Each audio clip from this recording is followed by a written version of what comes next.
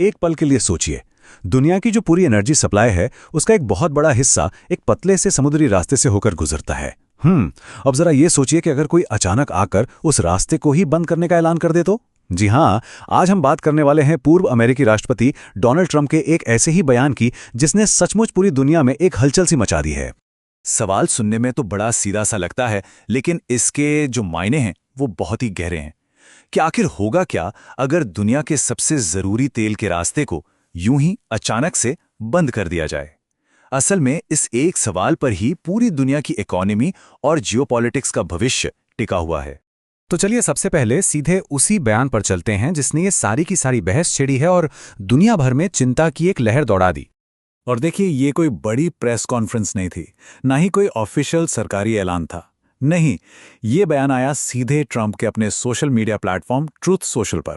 उन्होंने लिखा, संयुक्त राज्य अमेरिका हॉर्मुज जलडमरू मध्य की नौसैनिक नाकेबंदी शुरू करने की योजना बना रहा है। बस इस एक लाइन ने पूरी दुनिया का ध्यान अपनी तरफ खींच लिया। तो सवाल उठता है कि इस ऐलान के पीछे वजह क्या बताई गई। खैर, जो कारण सामने आए वो अमेरिका और ईरान के बीच जो पुराना तनाव चला आ रहा है ना, उसी कहानी को आगे बढ़ाते हैं। जैसे कि ईरान पर यह आरोप लगाना कि वो इस वाटरवे को खुला रखने में नाकाम रहा है, या फिर उसके न्यूक्लियर प्रोग्राम को लेकर चिंता जताना और ये इशारा देना कि हाल में जो डिप्लोमेटिक बातचीत हुई उसका भी कोई नतीजा नहीं निकला। लेकिन अब सवाल ये उठता है कि हुर्मुज़ जलडमरू मध्य आखिर इतना इंपॉर्टेंट है क्यों? देखिए, इसे ऐसे ही दुनिया की तेल की धमनी या ऑयल आर्टरी नहीं कहते, और अगर इस आर्टरी में जरा सी भी ब्लॉकेज हो जाए तो समझिए कि पूरी ग्लोबल इकोनॉमी को हार्ट अटैक आ सकता है। मतलब अगर इसे बिल्कुल आसान भाषा में समझना हो तो ये हॉर्मुज़ जलडमरू मध्य एक संकरा लेकिन बहुत ही स्ट्रेटेजिक समुद्री रास्ता है। यही वो रास्ता है जो मिडिल ईस्ट के बड़े बड़े तेल उत्पादक देशों को पूरी दुनिया के बाजारों से कनेक्ट करता है। ये बात सुनने में शायद यकीन ना हो, लेकिन दुनिया की टोटल ऑयल सप्लाई का एक बहुत बड़ा हिस्सा सिर्फ इसी एक पतले से रास्ते से होकर गुजरता है। और बस यही एक बात इसे जियोपॉलिटिकली इतना सेंसिटिव और इतना जरूरी बना देती है।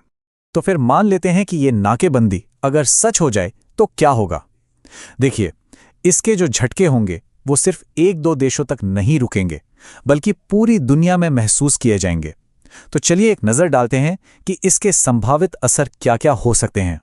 देखिए, यहां किसी भी तरह की रुकावट का सीधा सीधा मतलब है एक चेन रिएक्शन। सोचकर देखिए, अगर पेट्रोल और डीजल के दाम रातों रात आसमान छूने लगे तो, और ये तो बस एक छोटा सा उदाहरण है।